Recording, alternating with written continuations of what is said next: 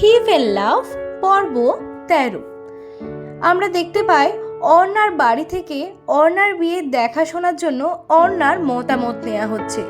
অর্ণা প্রথম দিকে কোনো উত্তর না দিয়ে চুপচাপ থাকলেও পরবর্তীকালে বিয়ের দেখাশোনায় সম্মতি আছে বলে রাজি হয়ে যায়। আর মনে মনে ভাবতে থাকে, আমি যার কথা ভেবে বসে আছি সে তো দিব্যি প্রেম করছে। এখন হয়তো আদিত্যর আর আমার কথা মনেই পড়ে না, তাহলে আমি বা কেন তার জন্য বসে থাকবো, তার জন্য অপেক্ষা করব? সে তো আমাকে এইভাবে ইগনোর করছে, তাই আমিও ভালো থাকতে পারি, সুখে থাকতে পারি, সেটাও আমি তাকে দেখিয়ে দেবো। অর্থাৎ অর্ণার এই দেখাশোনা করে বিয়েতে রাজি হওয়াটা সম্পূর্ণটাই ছিল জেদের বশে।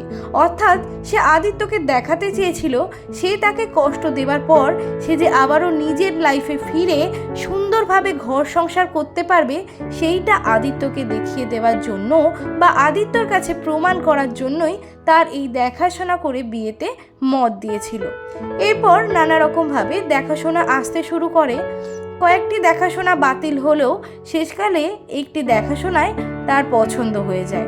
অর্থাৎ ছেলের বাড়ি থেকেই অর্ণাকে পছন্দ করে এবং অর্ণারও মোটামুটি ভালো লাগে মানুষটাকে। তবে এটা জানবেন, আমাদের বইয়ের পৃষ্ঠার একটি পাতা উল্টালে পরের অধ্যায়টি আসে, তাই বলে কি প্রথম অধ্যায়টির কোনো অস্তিত্ব নেই? এটা হতেই পারে না। সেরকম অর্ণাও হয়তো জীবনের দ্বিতীয় অধ্যায়ে পৌঁছেছে, কিন্তু আদিত্যর কথা তার মনেই আছে, সারা জীবন মনেই থাকবে। মনে মনে হয়তো সে সারা জীবনই আদিত্যকে ভালোবেসে যাবে, শুধুমাত্র সময় পাল্টানোর সাথে সাথে হয়তো কিছুটা অভ্যস্ত হয়ে যাবে। সেই জন্যই সে এই বিবাহতে রাজি হয়ে যায় এবং ছেলেটিও প্রথম দিকে তার সঙ্গে খুব ভালোভাবেই কথাবার্তা বলতো। তখন অর্ণার মনে হলো মানুষটা হয়তো খুবই ভালো, তার সঙ্গে হয়তো ভালোভাবেই থাকা যাবে। কিন্তু রাতের বেলা একবার হলেও আদিত্য সেই ছবি দেখতে ভুলতো না অর্ণা, এবং মনে পড়ে যেত সমস্ত ঘটনা। তখন চোখ ভিজে যেত, কিন্তু আবার মুহূর্তের মধ্যে নিজেকে ঠিক করে নিয়ে আবার বাস্তবতায় ফিরে এসে ভাবতো, আমার এবার ঘুমিয়ে পড়াটাই উচিত। যার জন্য আমি কাঁদছি, আমার চোখের জলের কষ্ট হয়তো তার কাছে পৌঁছায়ই না। এইবার দেখা যায় বিয়ে হবে যার সঙ্গে, সেই ছেলেটি অর্থাৎ তার নাম শুভঙ্কর।